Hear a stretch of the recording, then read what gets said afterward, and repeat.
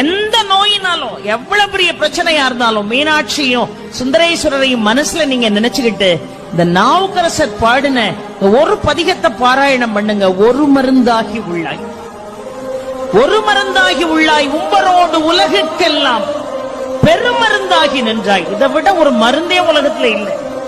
ஒரு மருந்தாகி உள்ளாய், உம்பரோடு உலகுக்கெல்லாம் பெருமருந்தாகி நின்றாய், பேரமுதின் சுவையாய் கருமருந்தாகி உள்ளாய். அடுத்த வார்த்தை ரொம்ப அழகாக சொன்னார் பாருங்க.